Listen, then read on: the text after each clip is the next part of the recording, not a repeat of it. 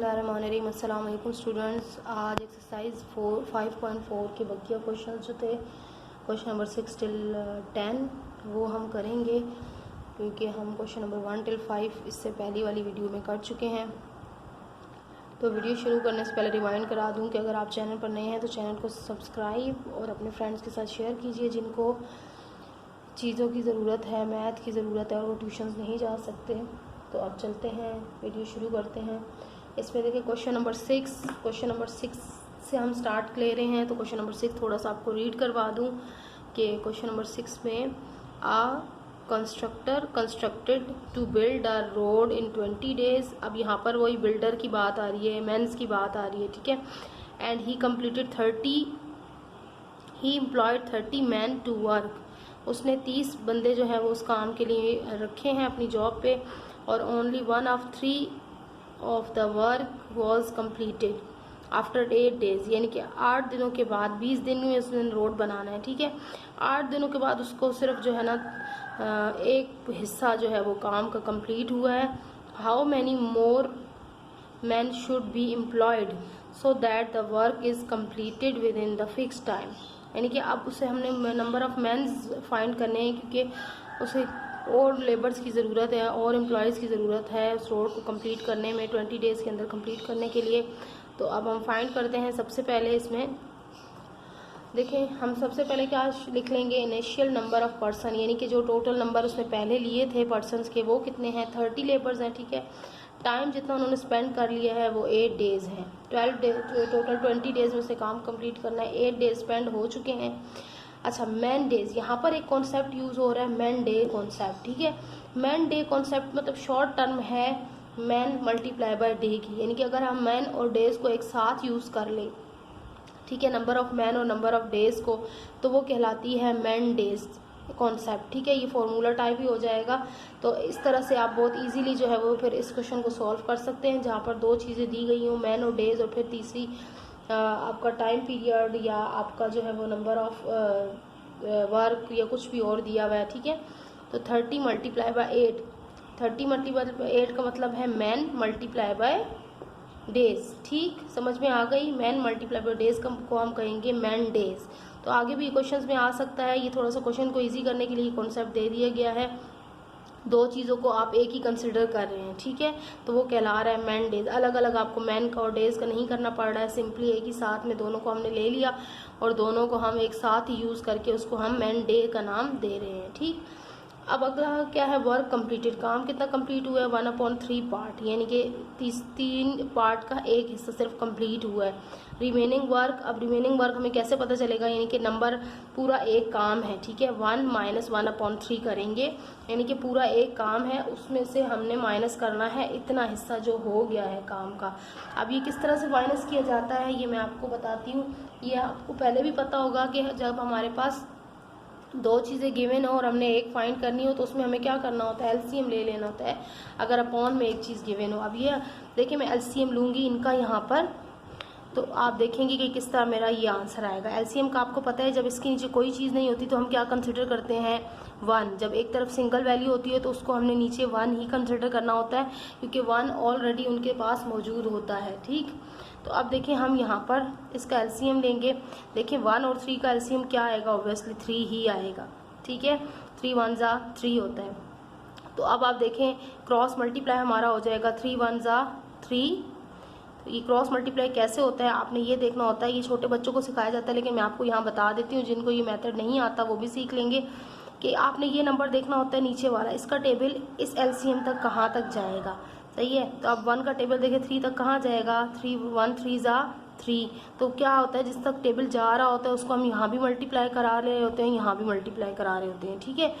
तो अब यहाँ पर देखिए इसका टेबल इस तक कहाँ जाएगा, 3 1 जा 3, 3 1 जा 3। तो जो चीज़ हमने नीचे मल्टीप्लाई करानी है वो चीज़ हमने ऊपर भी मल्टीप्लाई करानी होती है। अब देखें इनको मल्टीप्लाई कराएं, 3 1 जा क्या आ गया 3, बीच में क्या है माइनस, 1 1 जा क्या आ गया 1, और नीचे 3 1 जा 3, 3 1 जा 3। ये एक ही दफ़ा हम लिख लेते हैं क्योंकि एलसीएम में एक ही दफ़ा चीज़ लिखी जाती है। अब इन दोनों को माइनस करें, 3 - 1 तो क्या आ गया 2/3 आ गया, ठीक है। तो ये मैंने यहाँ पर आंसर लिख लिया था। तो आपको पता चल गया होगा कि एलसीएम हम किस तरह से फाइंड करते हैं, ठीक। तो ये हमारा 2/3 पार्ट यहाँ तक आ गया रिमेनिंग वर्क का। इसके बाद अब हमने क्या करना है कि इसके बाद अब हमने रेशोज़ निकालनी है इनकी, सही है। तो अब देखें कि अगर नंबर ऑफ आपका वर्क मैन और डेज बढ़ेंगे तो नंबर ऑफ वर्क भी बढ़ेगा, ठीक है, जो काम हो रहा है वो भी बढ़ जाएगा। अगर मैन और डेज हमारे पास ज़्यादा होते हैं तो नंबर ऑफ जो वर्क है, काम की जो क्वांटिटी है वो भी बढ़ती जाएगी, वो भी तेज़ होना स्टार्ट हो जाएगा, सही है। तो इन दोनों में क्या प्रोपोर्शन बन रही है, डायरेक्ट प्रोपोर्शन, यानी कि एक चीज़ बढ़ रही है तो दूसरी भी बढ़ रही है, तो ये डायरेक्ट प्रोपोर्शन बन रही है। अब मुझे यहाँ से इसको इरेज करना होगा और मैं आपको जो है वो इससे आगे लेकर चल रही हूँ। इरेज करके हम देखते हैं कि आगे हम क्या इसमें लिखेंगे। अब हमारी प्रोपोर्शन ही बनानी है, हमने टेबल बनाना है और उसको फिर हम फॉर्मूला लिख के तो सॉल्व कर लेंगे। अब देखिए टेबल हम किस तरह से, वही चीज़ हमारे पास क्या आ गई, मैन। अब देखिए यहाँ मैन डेज का ही फॉर्मूला यूज़ कर रहे हैं और दोनों को एक साथ यूज़ करेंगे, ठीक है। पहले हमारे पास एक वैल्यू इनकी गिवन नहीं है, नंबर ऑफ मैन हमने फाइंड करने हैं। जब नंबर ऑफ मैन बढ़ेंगे तो हमारे पास डेज, इसमें मतलब इनको हम अभी सिर्फ एक साथ एक ही टर्म के तौर पर यूज़ कर रहे हैं। एक्स है और यहाँ पर नंबर ऑफ मैन जो थे वो 240 थे। 240 जो हमने निकाल लिए हैं इनको मल्टीप्लाई करके नंबर ऑफ मैन, वो नहीं जो हमारे पास क्वेश्चन के अंदर दिए हुए हैं, वो नहीं, ठीक है। हमने वो लिखे हैं जो हमने इन दोनों को मल्टीप्लाई करके निकाल लिए है। और इस तरफ हमारे पास क्या था, वर्क, यानी कि वर्क का पार्ट कितना हिस्सा हो रहा है वर्क का, वो होगा। तो अब देखें कितना है, 1/3 था पहले, और अब इसके बाद जब हमने देखा कि रिमेनिंग पार्ट क्या आया, रिमेनिंग पार्ट गिवन नहीं था तो रिमेनिंग पार्ट हमने निकाल लिया, वो आया हमारे पास 2/3, ठीक। अब इसकी हम लिखते हैं, अब देख लिया आपने डायरेक्ट प्रोपोर्शन बन रही है, यानी कि एक चीज़ बढ़ेगी तो दूसरी भी आपकी, ठीक है। अगर मैन और डेज बढ़ाएं ये लोग तो फिर क्या होगा, काम भी बढ़ता जाएगा, काम की स्पीड भी तेज़ होती जाएगी। तो ये डायरेक्ट प्रोपोर्शन बन रही है आपकी। तो आप इसको किस तरह से लिखेंगे, सो यहाँ से हम स्टार्ट करें एक्स से और ये 240 और प्रोपोर्शन इसकी आ जाएगी फिर 2/3 और रेशो 1/3। अब आप फॉर्मूला लिख लें, product of extremes is equal to product of mean. तो प्रोडक्ट ऑफ एक्सट्रीम क्या आपका बनेगा, ये प्रोडक्ट ऑफ मीन आपका ये अंदर वाली चीज़ बनेगी, x multiply by 1/3 is equal to 240 multiply by 2/3। तो अब यहाँ पर देखें, सबसे पहले तो हम क्या करेंगे कि आपको ये पता होना चाहिए, इससे पहले भी अगर हम एक और स्टेप यहाँ पर कर लेते हैं तो हमारा जो है वो क्वेश्चन आसानी से सॉल्व हो जाएगा। आप याद करें, आपने ये क्वेश्चंस 5.1 में आई थिंक किए हों, ये 5.2 में, कि यहाँ पर मैंने आपको एक स्टेप सिखाया था ये स्टेप करने से पहले, कि अगर आपकी कोई चीज़ जो है वो उसमें आ रही है, अपॉन की फॉर्म में आ रही है, ठीक है। जैसे ये अपॉन की फॉर्म में आ रही है तो हम क्या करते हैं, अपॉन की फॉर्म में आ रही है तो हम इसको क्या ले लेते हैं, एलसीएम ले लेते हैं, ठीक है। एलसीएम लेने के बाद जो एलसीएम आता है उसको हम सबसे मल्टीप्लाई करा देते हैं। अब यहाँ पर देखें, हम एलसीएम लेने की ज़रूरत नहीं है, जब तक ये चीज़ें नीचे सेम डिनोमिनेटर सेम होते हैं तो फिर वही हमारा एलसीएम होता है, वही आप कंसिडर करके उसको मल्टीप्लाई कर सकते हैं। हाँ, अगर डिनोमिनेटर आपके डिफरेंट हो तो फिर आप उसको एलसीएम लेकर तो फिर उसको मल्टीप्लाई करें। अब हमें पता है कि हमारा एलसीएम दोनों में 3 ही आएगा क्योंकि डिनोमिनेटर हमारा 3 है, तो हम क्या करेंगे, इसको हम मल्टीप्लाई करा लेंगे सीधा सीधा 3 को हर तरफ। नाउ मल्टी, ये उस वक्त होता है कि जब आपकी वैल्यू अपॉन की फॉर्म में आ रही होती है, मल्टीप्लाइंग बाय 3। अब 3 को हर तरफ मल्टीप्लाई कर रहे हैं, 3x से मल्टीप्लाई हो जाएगा तो 3x हो जाएगा, 3 240 से अगर मल्टीप्लाई हो तो हम लिख लेते हैं, और 3 इधर मल्टीप्लाई हो तो 2/3 और 3 इधर मल्टीप्लाई हो तो 1/3। अब देखें ये 3 इस 3 से कैंसिल, ये 3 इस 3 से कैंसिल, अब ये तो 3x आपका बन ही गया। और यहाँ पर अगर 240 को मल्टीप्लाई करें 3 से तो ये आएगा आपका 720, और फिर अगर आप ये तो कैंसिल हो गया, यह हमारा सिंपल बचा 2 और ये भी कैंसिल हो गया तो ये सिंपल बचा 1। अब हमारी ये सिंपल फॉर्म में आ गई रेशो और प्रोपोर्शन, ठीक है। अब हम इसको फॉर्मूले के साथ लिखकर पुट करेंगे, ये देखिए प्रोडक्ट ऑफ एक्सट्रीम और प्रोडक्ट ऑफ मीन। अब यहाँ पर हम इसको फॉर्मूले में पुट करेंगे,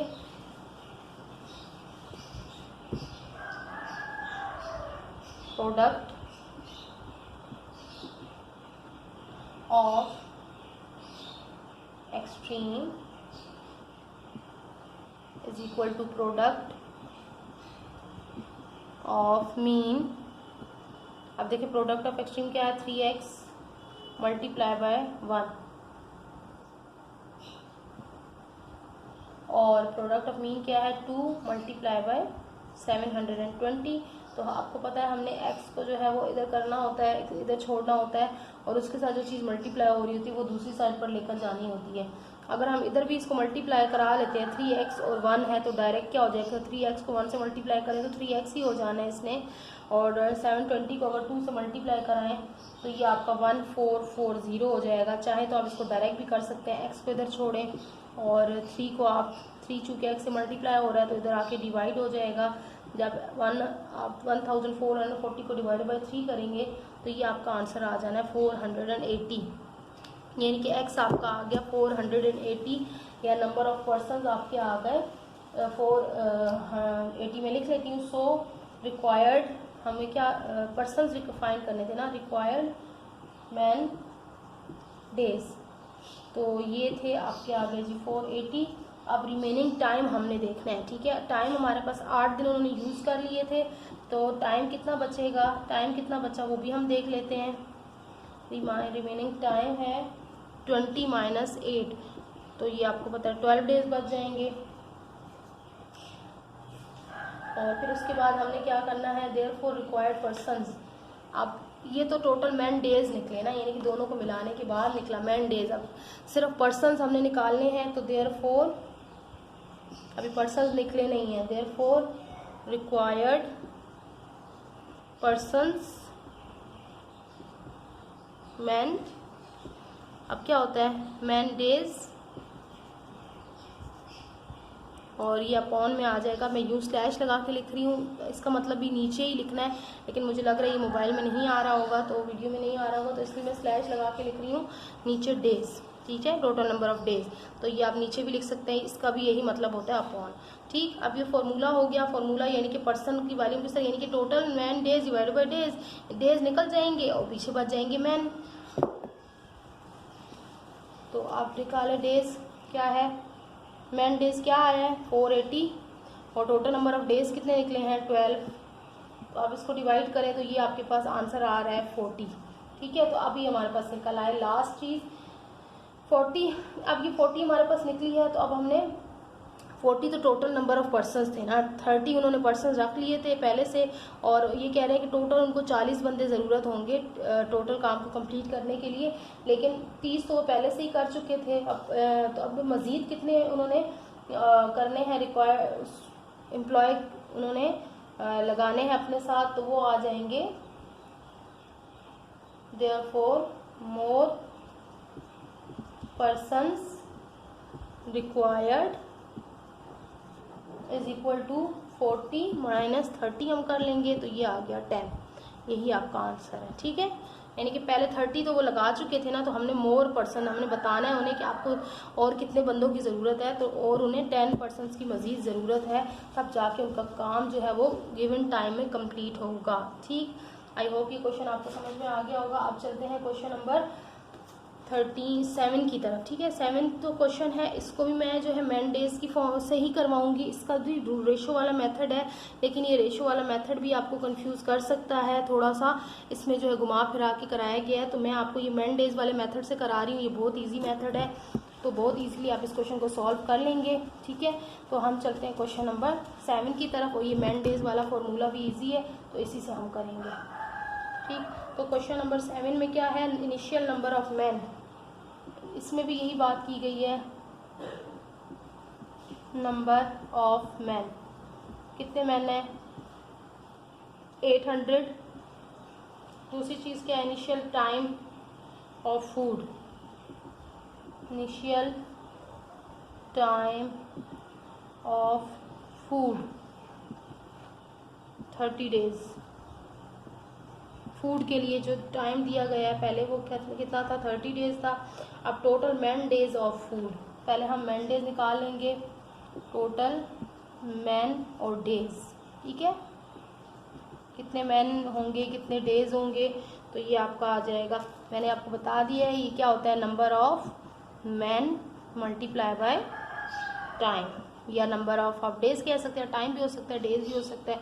तो यहाँ पर ये दोनों चीज़ें जो हैं उनके साथ हमने इनको आपस में मल्टीप्लाई करा देना है। तो ये आपका आ जाएगा 3 8 24 और ये 0 साथ लगा लें तो ये बन गया 24,000 मैन डेज। ठीक है, अब ये दोनों टर्म यानी कि मैन और डेज को मिला दिया गया है।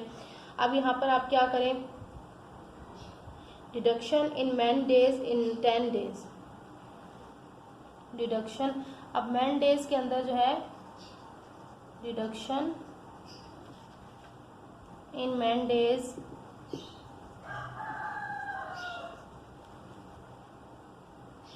अब दूसरी चीज़ क्या गई थी, आफ्टर 10 डेज, यानी कि ठीक है आफ्टर 10 डेज, 10 डेज के बाद जो है उसके अंदर उसको जो है कितनी डिडक्शन हुई है उस चीज़ की, तो 10 मल्टीप्लाई बाय हम 800 कर देंगे। 800 उसका जो है नंबर ऑफ मैन थे और 10 जो है बंदे वो चले गए, ज्वाइन किया, उन्होंने ज्वाइन किया। ठीक है, अगर 10 बंदे मोर आए, डिडक्शन आप नहीं कह सकते, या डिडक्शन आप कह सकते हैं फूड के अंदर कह सकते हैं। ठीक है, deduction in man days after 10 days, man days यानी कि मैन डेज में डिडक्शन, मैन डेज में क्या है, टोटल अमाउंट ऑफ मैन और टाइम है। ठीक है, तो ये निकल गए, यानी कि 10 दिन गुजर गए और इतना फूड जो है, तो अगर इसको हम मल्टीप्लाई करें तो ये आपका आ जाना है 8,000 आ गए मैन डेज। नई टर्म जो नया मैन डेज की वैल्यू आ गई वो 8,000 थी, पहले 24,000 है। अब दो हमारे पास टर्म्स आ गई हैं, अब हमने इनको जो है फाइंड आउट करना है आगे। अब हमारे पास रिमेनिंग मैन डेज फाइंड करने हैं हमने, रिमेनिंग मैन डेज। तो रिमेनिंग मैन डेज के लिए हम क्या करेंगे, total man days minus deduction in man days. ठीक है, तो टोटल मैं लिख देती हूँ आपको याद रहे, टोटल मैन डेज माइनस, ठीक है ये माइनस है, डिडक्शन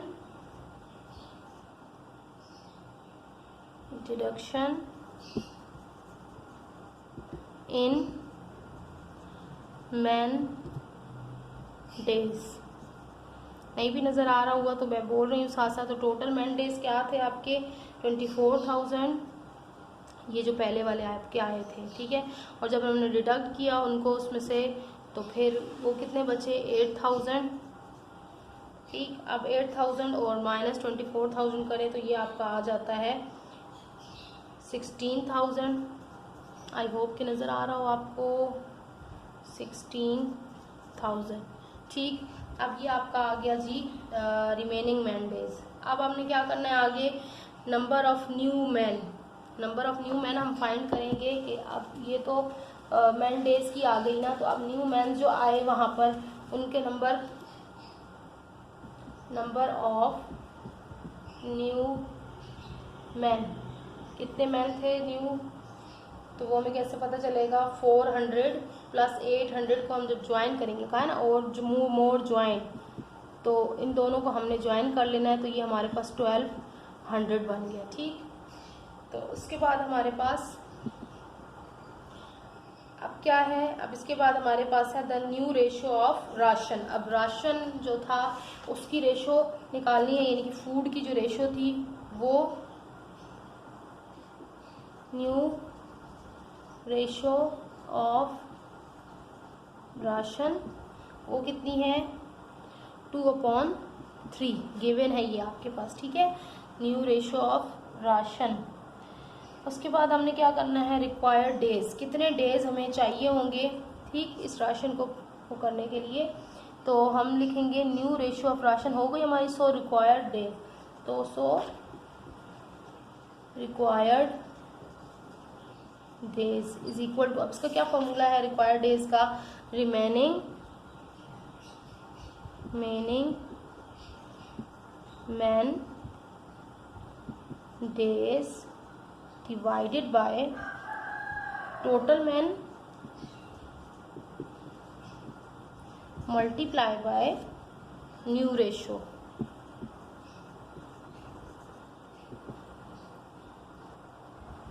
अब इनको हमने इनकी जगह पे इनकी हमने वैल्यूज़ पुट कर देनी है और उनको आपस में सॉल्व कर लेना है। रिमेनिंग मैन डेज हमारे कितने थे, 16,000 जो लास्ट उसमें आए थे। ठीक है, अब डिवाइडेड बाय टोटल मैन कितने हैं ये हमारे पास 1200 है, और मल्टीप्लाई हमने किससे करना है, न्यू रेशो से, जो ये हमारे पास आई है। ठीक है, इसको एज इट इज़ लिख लें 2/3, इसमें परेशान होने की ज़रूरत बिल्कुल भी नहीं है। अब देखिए इसको हमने किस तरह से सॉल्व करना है। पहले हम देखें, मैंने कहा जो चीज़ अपॉन में, सॉरी यहाँ पर मल्टीप्लाई का, अगर ये प्लस में होता तो फिर आप इसका क्या निकालते, एलसीएम निकालते। ठीक है, अब ये मल्टीप्लाई में है तो मल्टीप्लाई में एलसीएम नहीं निकाला जाता, मल्टीप्लाई में डायरेक्ट मल्टीप्लाई कर दिया जाता है। ये वैल्यू ऊपर की है, ये भी ऊपर की होती है, तो आप इसको काट भी सकते हैं और आप इसको डायरेक्ट मल्टीप्लाई करके भी काट सकते हैं, ये आपको बताया हुआ मैंने।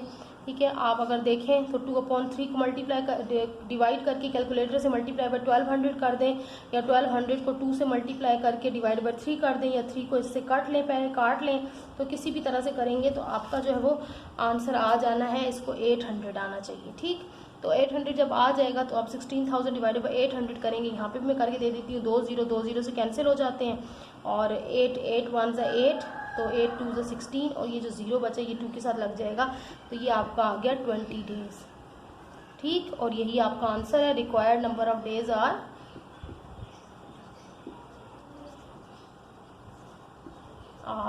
20। ठीक, तो ये हो गया आपका क्वेश्चन नंबर 7। अब हम चलते हैं क्वेश्चन नंबर 8 की तरफ। इसका जो रेशो वाला मेथड है ना वो थोड़ा सा हार्ड है, मतलब इसमें इन्वर्स रेशो वगैरह यूज़ हो रही है, तो इसमें फिर आप लोग वो वैल्यूज़ लिखने में कंफ्यूज हो सकते हैं, और वैल्यूज़ आगे पीछे हो जाएंगी तो फिर वो आपका आंसर सही नहीं आएगा। तो ये वाला मेथड ईजी है मंडे वाला, तो इसी को आप इसी से सॉल्व कर लें। अगला क्वेश्चन हमारे पास क्वेश्चन नंबर 8, थोड़ा सा मैं आपको रीड करा देती हूँ। क्वेश्चन रीड हुआ वो तो आप लोगों को समझने में भी इजी रहता है। 1200 person had food for 40 days. ठीक, यानी कि 1200 बंदे हैं और उनका 40 दिन का खाना उनके पास है। How many person should leave so that the same food is sufficient for 48 days. यानी कि ये कहते हैं कि अगर 48 डेज को वो खाना पूरा करना हो तो कितने पर्सन को छोड़ना पड़ेगी, वो जगह वहाँ से जाना पड़ेगा। when the amount of ration per person becomes 1 into 1/4 times of the earlier, यानी कि फिर खाने की अमाउंट जो है वो इतनी बढ़ जानी है या कम हो जानी है। तो अब आप देख लें कि इसमें क्या चीज़ें गिवन है। अब यहाँ पर आप देखें, सबसे पहले हमने क्या करना है, सपोज क्या चीज़ हमने फाइंड करनी है, नंबर ऑफ पर्सन जो लेफ्ट करेंगे। ठीक है, तो हम कर लेते हैं। क्वेश्चन नंबर हमारा है ये 8। Suppose that required number of men is equal to x। अब यहाँ पर देखिए ratio between number of man and ratio of food is inverse proportion. अब मैं ये आपको लिख के दिखाती हूँ कि ये इनवर्स क्यों है।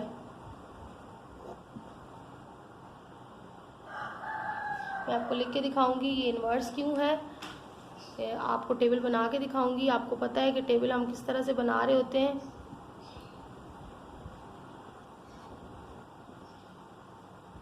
मेरी ठीक है, तो आप यहाँ पे मेरे साथ रहिएगा। आप देखें टेबल्स को,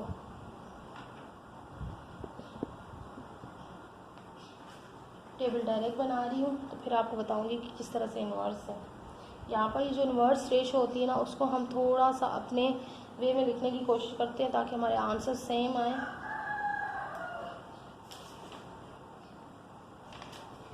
ट्वेल्व 1200 और मैं यहाँ से इसको लिखना स्टार्ट कर रही हूँ, और रेशो इसकी बन रही है राशन की 1, और फिर बन रही है 1 into 1/4, और फिर आपका है जी टाइम।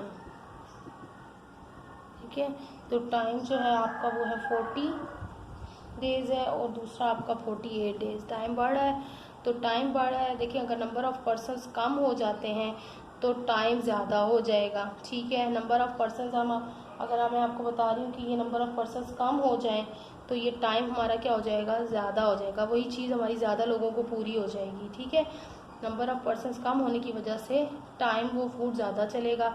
तो ये आपकी हो रही है क्या हो रही है जी, इनवर्स प्रोपोर्शन। ठीक है, और यहाँ पे अगर इसको और इसको देखें, नंबर ऑफ़ पर्सन्स को और राशन को, तो वही बात है। अगर नंबर ऑफ़ पर्सन्स कम हो जाएंगे तो राशन जो है वो अमाउंट जो है वो ज़्यादा लोगों तक पहुँचेगी। ठीक है, तो बस यही इनमें सब में इनवर्स प्रोपोर्शन चल रही है। अब इसको हम सॉल्व करते हैं।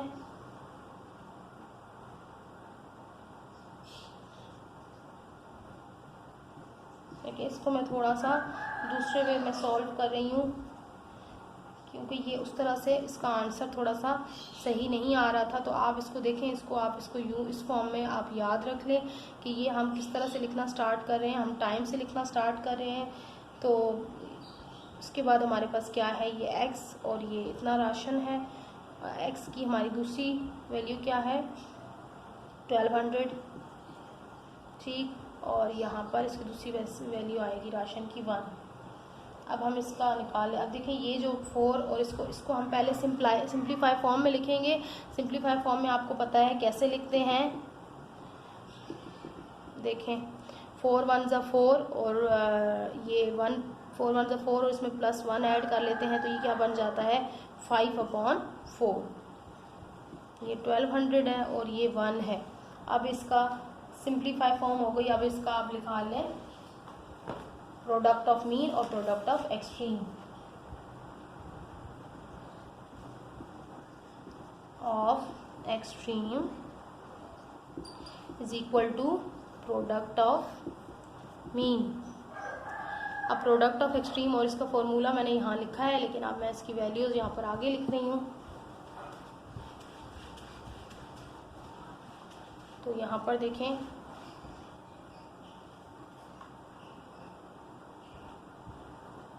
48 multiply by 5/4 multiply by x, ठीक। उसके बाद हम इक्वल का लगा रहे हैं, दूसरी तरफ आ जाएगा 40 मल्टीप्लाई बाय 1200 मल्टीप्लाई बाय 1। तो अब आप देखें हमने क्या करना है, x को अकेला छोड़ना है, बाकी वैल्यूज़ को हमने उस तरफ लेकर जाना है। x को अगर मैं अकेला छोड़ूं, मैं 1 बाय 1 चीज़ों को लेकर जाती हूँ ताकि आपको समझ में आ जाएगी किस तरह से लेकर जाना है। देखें अभी अगर मैं 5/4 को यहीं पे छोड़ रही हूँ, सिर्फ 48 को लेके जा रही हूँ, ठीक है। यहाँ तक आपको समझ आ गया। 48 इधर मल्टीप्लाई हो रहा है, यहाँ पर आकर डिवाइड हो जाएगा। अब देखिए ये 5/4 मैंने आपको बताया हुआ है, जो चीज़ अगर अपॉन की फॉर्म में हो और दूसरी तरफ उसको लेकर जाना हो तो वो क्या हो जाती है, वो उलट हो जाती है, ठीक है, इन्वर्स हो जाती है।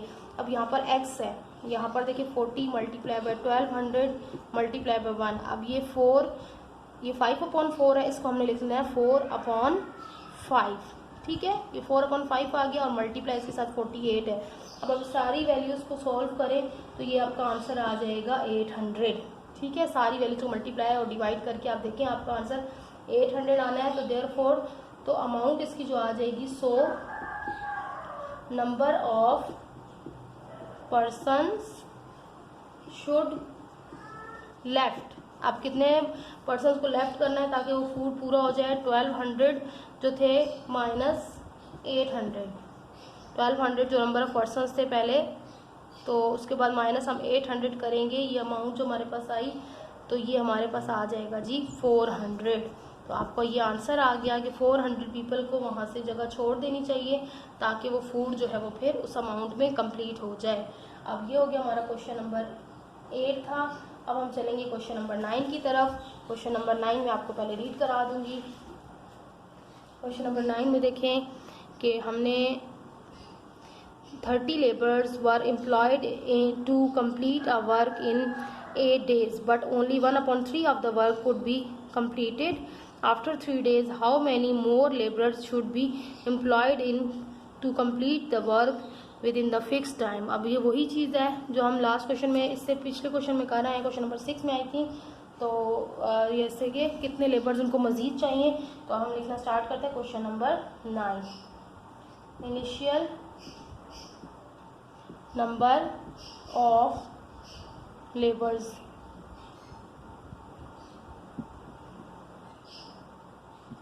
थे और initial time of work, initial का मतलब होता है पुराना, जो पहले था, उसके चेंज होने के बाद नहीं। वो कितना था 8 डेज। उसके बाद आपका है टाइम, जितना गुजर गया काम, उन्होंने जितनी देर काम किया, उसके बाद जब उन्होंने हिसाब लगाया तो वो था 3 दिन, ठीक है। फिर आपके पास रिमेनिंग टाइम अभी हमने फाइंड करना है और रिमेनिंग वर्क फाइंड करना है। रिमेनिंग टाइम पहले हमें पता होना चाहिए कितना टाइम हमारे पास मौजूद है। 8 माइनस ये हमारे पास 8 - 3 आएगा, तो ये आपके पास 5 डेज आ जाए, 5 दिन अभी बचे हैं। और वर्क जितना कंप्लीट हो गया है पहले हम वो देख लेते हैं, वो कितना है। Work completed is equal to 1/3। ठीक, अब रिमेनिंग वर्क ये बिल्कुल उसी क्वेश्चन की तरह है। रिमेनिंग वर्क के लिए हम क्या करते हैं, 1 माइनस, यानी कि पूरे काम में से हमने जो काम कंप्लीट हुआ है उसको माइनस कर लेना होता है। ये मैंने अभी आपको 6 क्वेश्चन में यह करना या 7 क्वेश्चन में करना सिखाया है कि इसका हमने एलसीएम किस तरह लेना है। जब 1 माइनस 1/3 करते हैं तो ये आपके पास आता है 2/3, यानी कि इसका एलसीएम लेकर जब सॉल्व करते हैं तो ये क्वेश्चन नंबर 6 में आप देख सकते हैं 2/3 पार्ट। अब हमने क्या करना है, अगर हम देखेंगे total number of labours to complete the work, अब यहाँ पर हमने अभी फाइंड करने हैं टोटल नंबर ऑफ लेबर। ठीक है, वो हमारे पास अभी हम सपोज कर रहे हैं। ठीक, तो सपोज करने के बाद जब सपोज करते हैं तो वो एक्स ले लिया जाता है और इसके अंदर जो हमारी रेशो प्रोपोर्शन बन रही है वो भी मैं आपको बता देती हूँ। पहले हम लिख लेते हैं वैल्यूज़ को, फिर मैं आपको बता देती हूँ प्रोपोर्शन क्या बन रही है, रेशो क्या बन रही है। नंबर ऑफ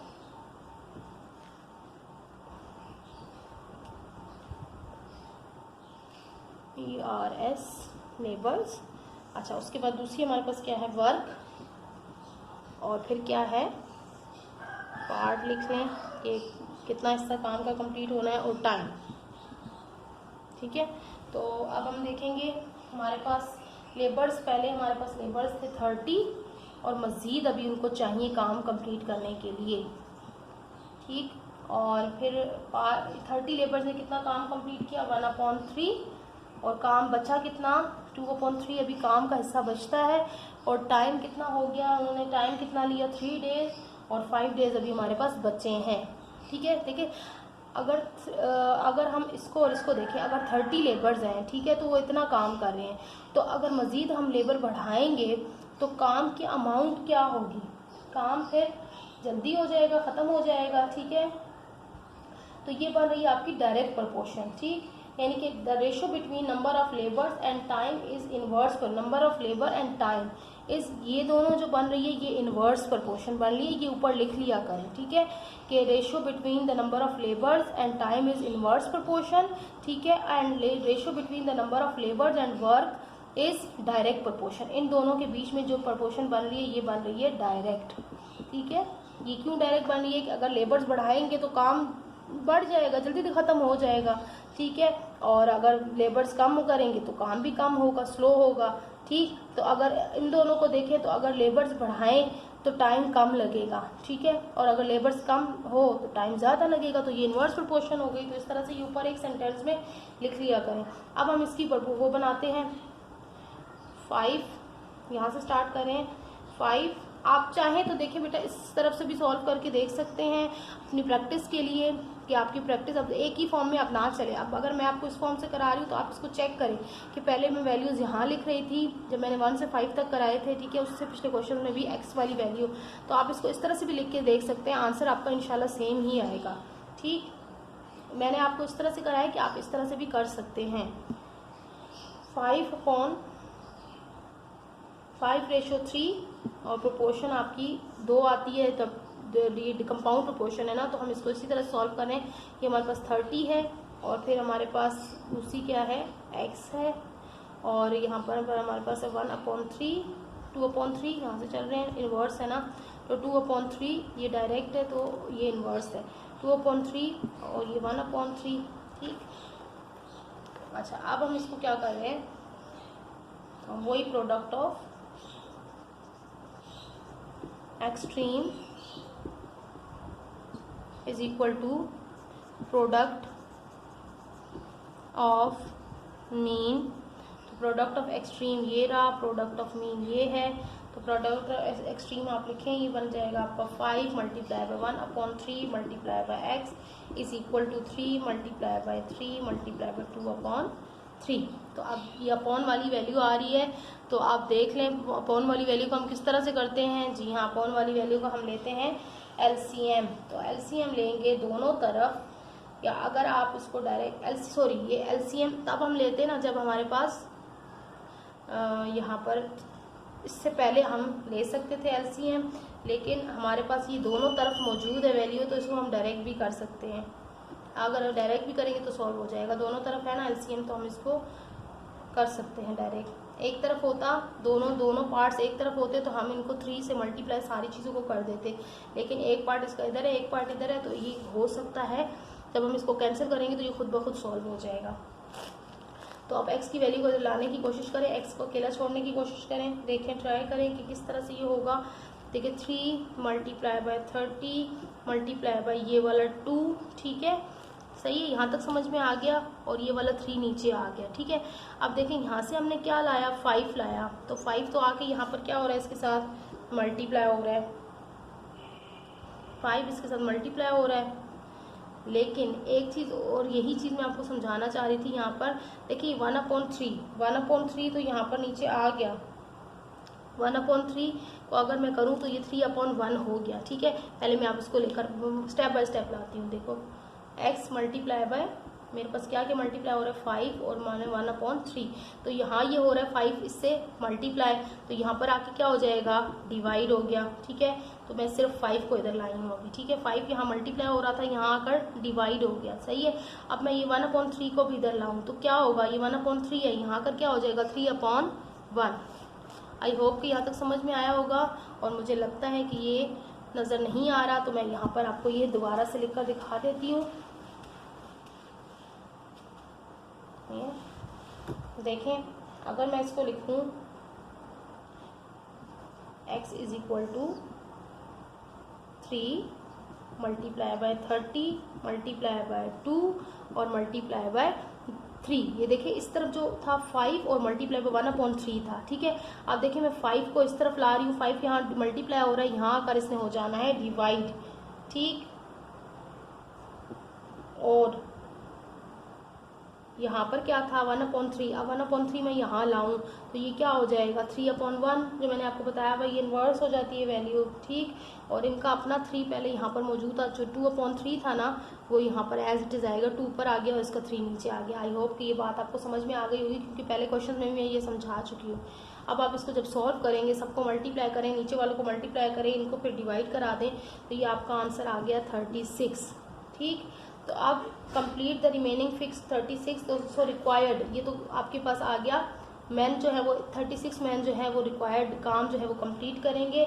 सो तो टोटल हमें जो और मज़ीद मैन्स चाहिए ना, क्योंकि 30 आई थिंक उनके पास पहले थे, तो so required number of more labours is equal to 36 minus 30, तो ये कितने चाहिए उनको, मज़ीद 6 चाहिए, ठीक है। तो देयरफॉर ये सेंटेंसेस आप लोग, मैं बीच बीच में लिखती रहती हूँ, चाहे मेरा टाइम कंज्यूम हो रहा होता है, लेकिन फिर भी लिखती हूँ ताकि आप लोगों को पता रहे कि ये चीज़ें आपने इंक्लूड करनी हैं ज़रूर, अच्छा इंप्रेशन पड़ता है और नंबर भी अच्छे मिल जाते हैं। लेबर्स शुड बी एम्प्लॉयड, यानी कि उन्हें 6 मोर लेबर शुड बी एम्प्लॉयड, यानी कि मज़ीद उनको 6 लेबर्स जो है रखने चाहिए, यही इसका आंसर है। बिल्कुल पीछे वाले ही हैं, कोई भी इसमें रॉकेट साइंस नहीं है, कोई भी रॉकेट मैथ नहीं है, बिल्कुल वही वाले चीज़ें हैं जो दोबारा से रिपीट हो रही हैं, बस थोड़ा सा कंफ्यूज कर देते हैं बच्चों को। समझ के करेंगे, पिछले क्वेश्चंस को देख के करेंगे, पिछली एक्सरसाइजेस को अगर आपने अच्छी तरह मेरी वीडियोस देखकर समझ लिया होगा तो इंशाल्लाह इसमें भी कोई इशू नहीं आ रहा होगा आपको। अब हमारा लास्ट क्वेश्चन है, इसको हम देख लेते हैं। देखिए इसमें क्या है, the price of a 6 metres long and 3 metres wide Dury is ₹27. What would be the price of 8 meters long and meters wide? ठीक है, अब हम देखते हैं इसको किस तरह से करना है। तो suppose the required price of ड्यूरी, required price find करनी है ना, तो ये क्वेश्चन नंबर 10 है। Suppose that required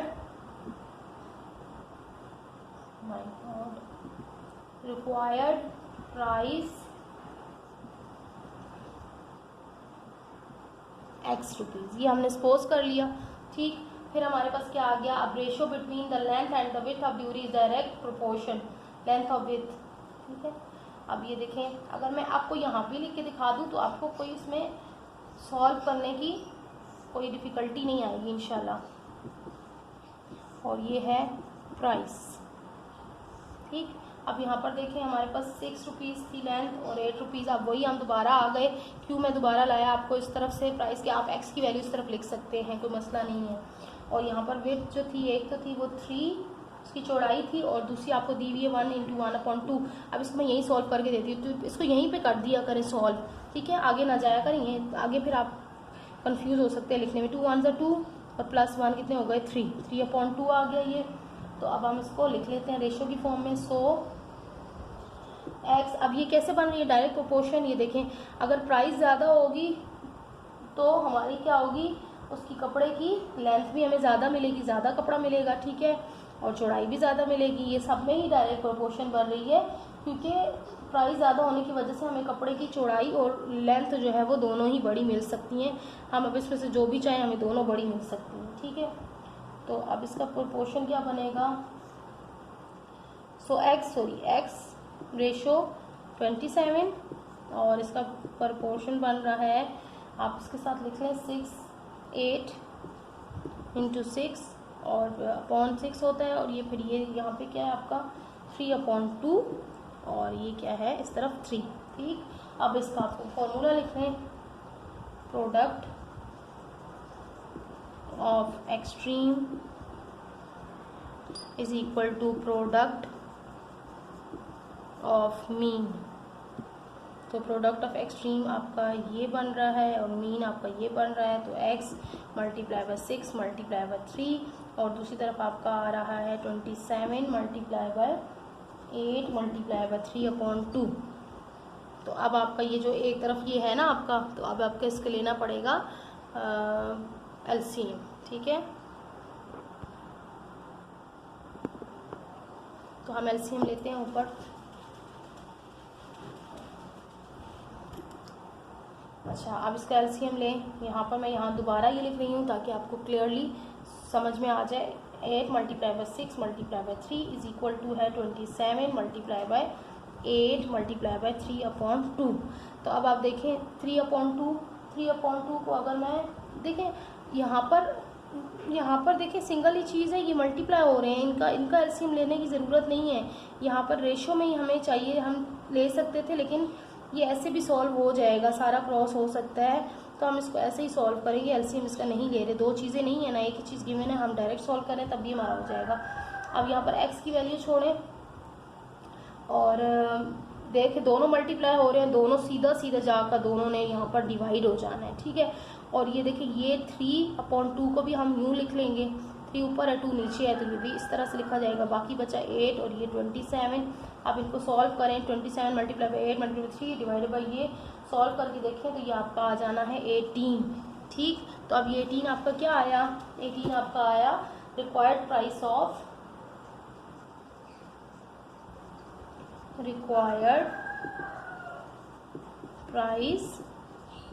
of is 18 rupees. यही आंसर है। आई होप ये एक्सरसाइज आपको मुकम्मल समझ में आ गई होगी।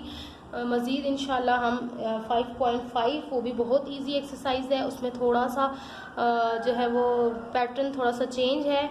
तो इंशाल्लाह मैं पूरी कोशिश करूँगी कल वो एक्सरसाइज आपकी पूरी अपलोड कर दूँ। थोड़ा सा गैप आ गया मेरा 5.1 को कंप्लीट 5.4 को कंप्लीट करने में कुछ इश्यूज़ होते हैं जिसकी वजह से गैप आ जाता है। तो फिर भी मेरा आपसे इंशाल्लाह यही है कि मैं आपको जनरल मैथ का इंशाल्लाह पूरा रमज़ान के ही बीच में या रमज़ान के एंड तक पूरा सिलेबस इंशाल्लाह कवर करा दूँगी। मेरे साथ रहिएगा और अपने उन फ्रेंड्स के साथ शेयर कीजिएगा जिनको इस तरह के मैथ समझने की बहुत नीड है, तो ज़रूर शेयर कीजिएगा ताकि ये वीडियो उन तक भी पहुँच सके। ठीक, इजाज़त चाहती हूँ। अल्लाह हाफिज़।